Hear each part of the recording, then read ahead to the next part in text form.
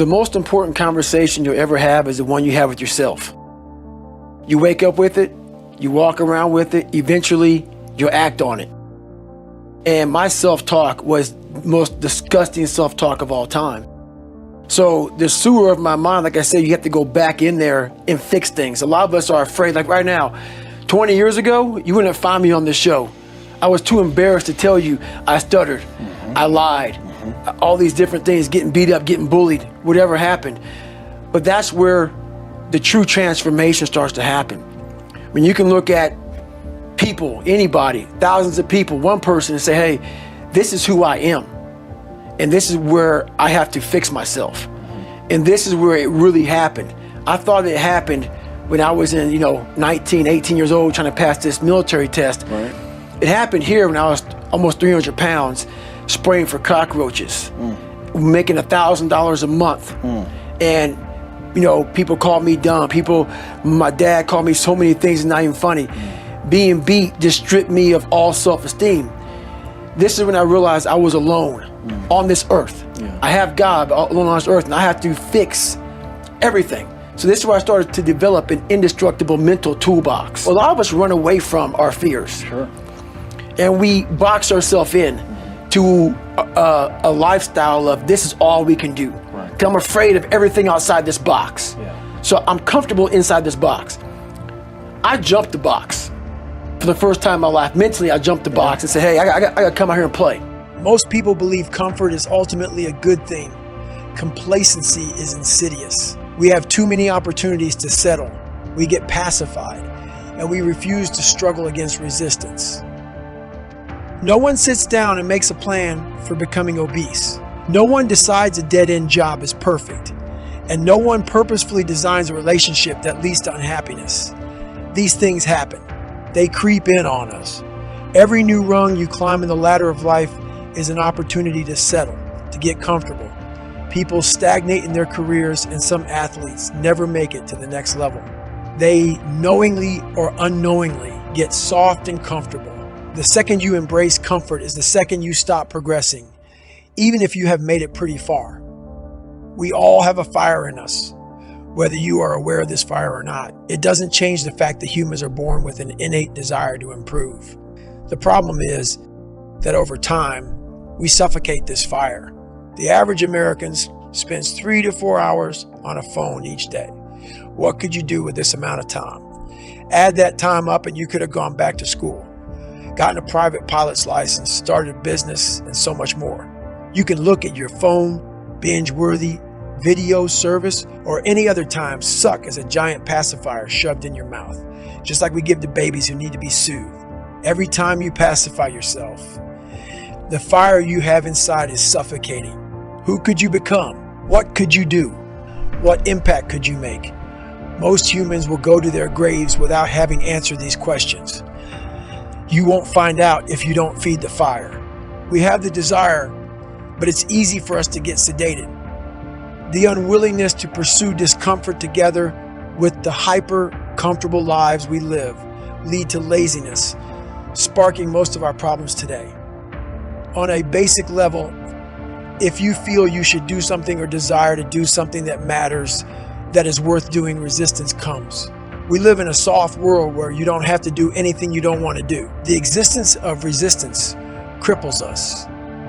This idea is no different than lifting a heavy load for increased strength. If you want to get stronger, you will need to lift a mass. This mass will resist your muscles through gravity. If you do it, you will be better for it. The more you lift that resistance for the long term, the easier it gets over months and years. You will have to move on to new challenges and meet further resistance if you want to continue to get stronger. Fighting resistance for progress rings true in the gym and in life. Some people do not fight resistance at all, garnering little success in life. Others challenge resistance to a certain point and then get comfortable, never increasing the load. These are the people who achieve a moderate level of success, but who stop short. The effort required to oppose resistance will be met with an equal amount of success. Never stop fighting resistance. Never stop growing and never ever get comfortable. I'm up about 5:30. So every morning starts with a run. And that's because that's the one thing I hate to do more than anything in the world. So that's like my cup of coffee. And I'm all about armoring yourself. So the second you leave your house, and the second you open your phone, the second you do any of that, you are now letting in poison and cancer. So I make sure a lot of things you can't avoid. So as I get up, I start to armor plate my mind and body.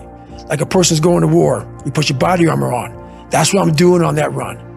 I'm waking up and I'm giving myself all this armor. So when I come out in the world, now look at that phone, I'm ready. I'm not waking up late. I'm not rushing around. I'm not disorganized because I know I'm gonna get hit in the fucking mouth. There's an art to getting hit in the fucking mouth. And that is why these things are important.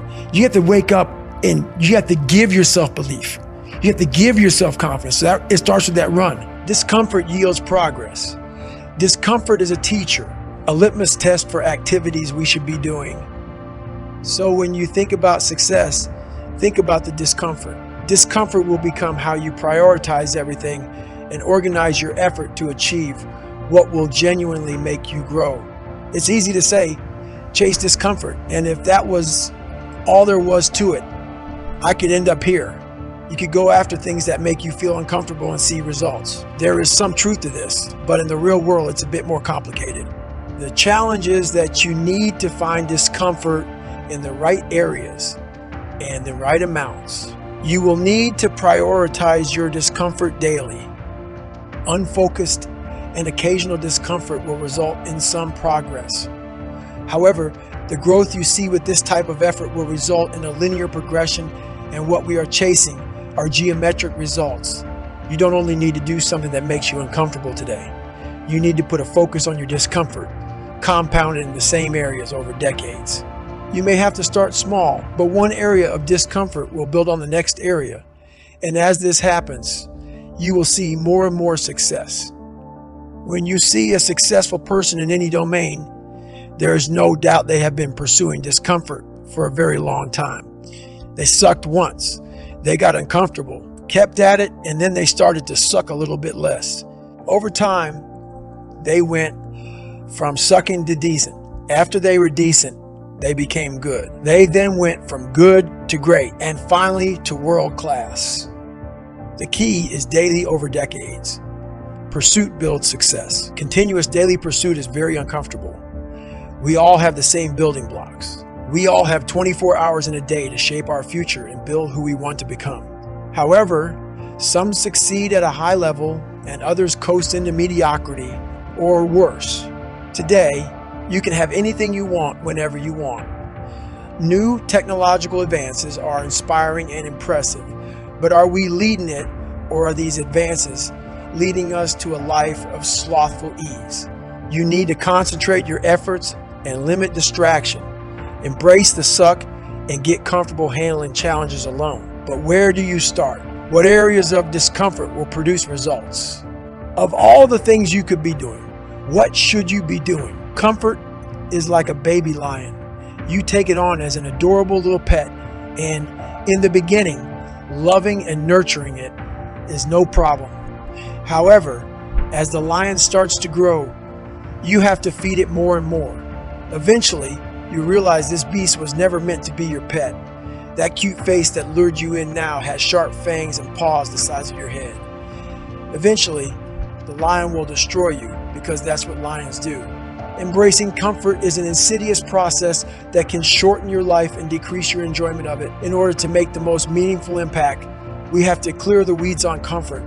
Once we clear up all the sneaky ways, comfort is creeping into your life and slowing you down.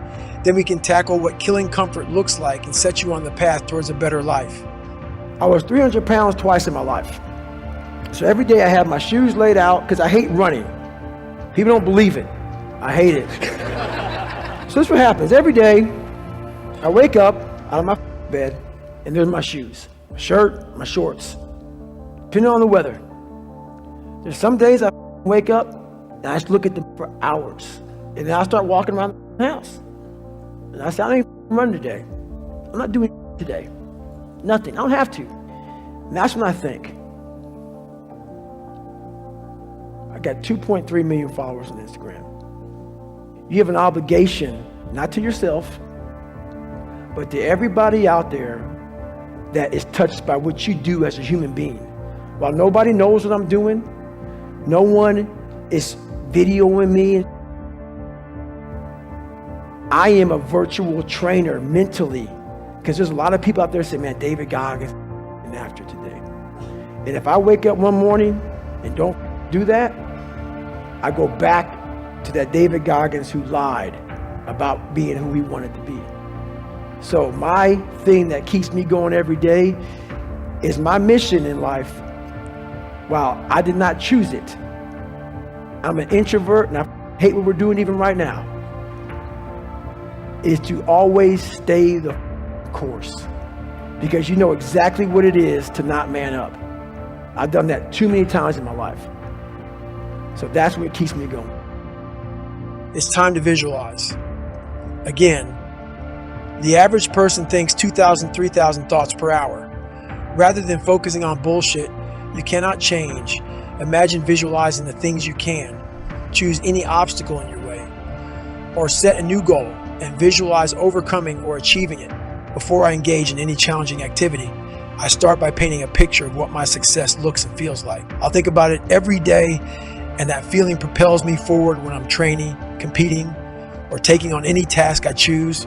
But visualization isn't simply about daydreaming of some trophy ceremony, real or metaphorical. You must also visualize the challenges that are likely to arise and determine how you will attack those problems when they do. That way you can be as prepared as possible on the journey. When I show up for a foot race now, I drive the entire course first, visualizing success, but also potential challenges, which helps me control my thought process. You can't prepare for everything, but if you engage in strategic visualization ahead of time, you'll be as prepared as you possibly can be.